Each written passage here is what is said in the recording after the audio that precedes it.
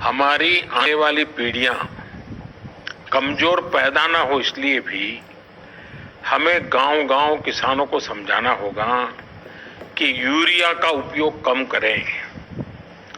Urea के कारण बहुत बड़े संकट आ रहे हैं। यूरिया से हमारी मिट्टी, हमारे जल, उस पर बहुत विपरीत असर होता है। और इसलिए पल्लवी जी, आप जैसे प्रधान गांव वालों को समझाए कि भाई अब गांव में पहले अगर 10 थैली आता था यूरिया तो अब 5 थैली आएगा, पहले 100 थैली आता था तो 50 थैली आएगा, हम आधा कर देंगे। आप देखिए पैसा भी बचेगा और ये हमारी धरती माता भी बचेगी।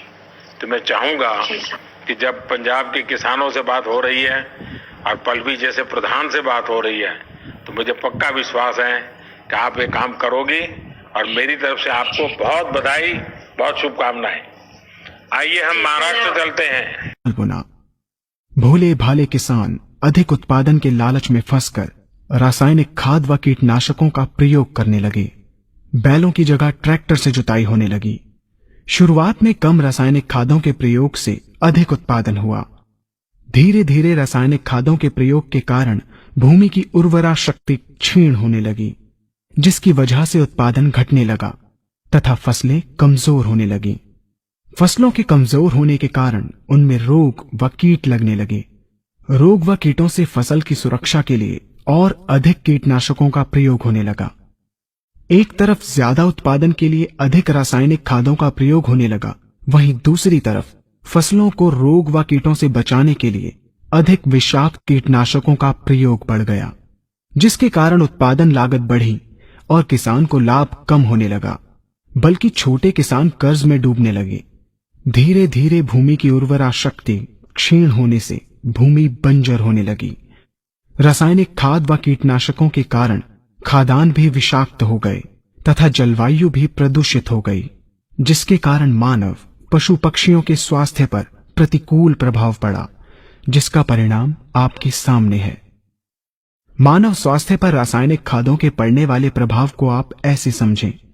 जब किसान फसल में रासायनिक खाद डालता है तो रासायनिक खाद में उपस्थित विषाक्त रसायन जल में घुलकर सबसे पहले जल को प्रदूषित कर भूमि के अंदर उपस्थित केचुए व सूक्ष्म जीवाणुओं को मार देता है। ये बात सभी किसान अच्छी तरह से जानते हैं कि केचुए व अन्य सूक्ष्म जीवाणु भूमि की उर्वरा शक्ति को बढ़ाने के लिए अति आवश्यक होते हैं। विषाक्त रसायन के कारण इनकी मृत्यु हो जाने से भूमि की उर्वरा शक्ति नष्ट हो जाती है तथा भूमि कठोर होकर बंजर होने लगती है।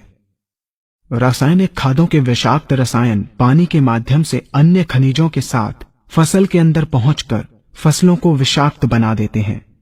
बाद में जब खाद्यान्न के रूप में मनुष्य या अन्य पशु इन्हें खाते हैं तो ये विषाक्त रसायन मानव स्वास्थ्य पर बहुत ही बुरा प्रभाव डालते हैं तथा मनुष्य के अंदर तरह तरह के रोग उत्पन्न करते हैं।